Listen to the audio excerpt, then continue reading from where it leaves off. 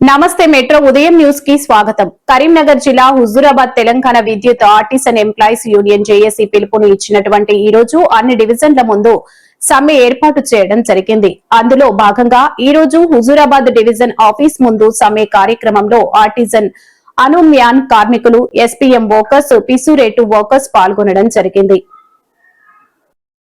మా యొక్క డిమాండ్స్ ఒకే సంస్థలో ఒకే రూల్ ఉండాలని, ఆర్టిజన్ కార్మికులకు ఏపీఎస్సీబీ రూల్స్ వర్తింపజేయాలి, అనుమ్యాన్ కార్మికులను ఆర్టిజన్స్ గా గుర్తించాలి, పీసురేటు కార్మికులకు జీవో 11 ప్రకారం కనీస వేతనం ఇవ్వాలి, వీధుల్లో చనిపోయిన కార్మికుని కుటుంబంలో ఒకరికి ఉద్యోగం కల్పించాలి.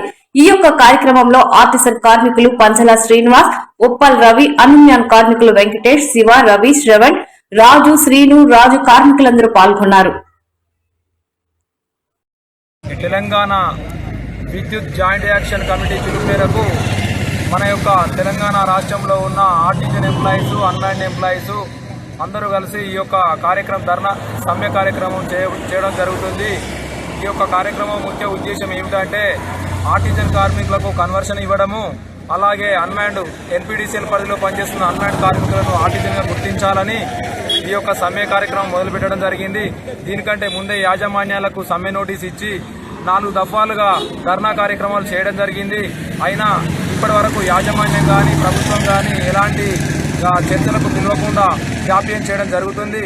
ఈ యొక్క మా యొక్క సమస్యలు పరిష్కరించని ఎడల ఎన్ని రోజులైనా సమ్మెకు సిద్ధమే అని చెప్పి తెలియజేస్తూ ఈ రోజు నుండి సమ్మె మొదలుపెట్టడం జరిగింది.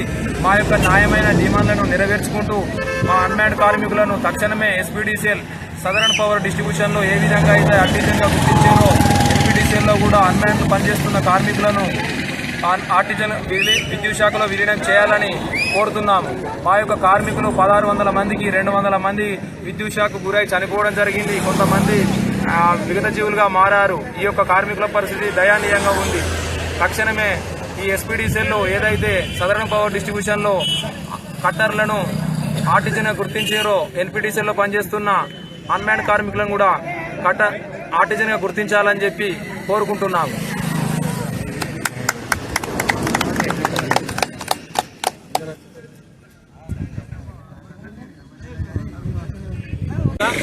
రెండో తారీఖు సత్యనారాయణ కూడా ధర్నా చేసినాం, మంట మార్పు చేసినాం, విజయవంతమైంది.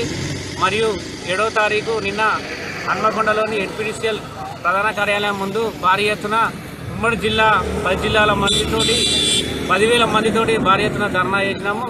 అట్లా కూడా మేనేజ్మెంట్ దిగిరాకపోవడంతో నిరవధిక సమ్మెకు దిగినాము. ఈరోజు డ్యూటీలన్నీ బహిష్కరించి నిరవధిక సమ్మెలో కూర్చున్నాము.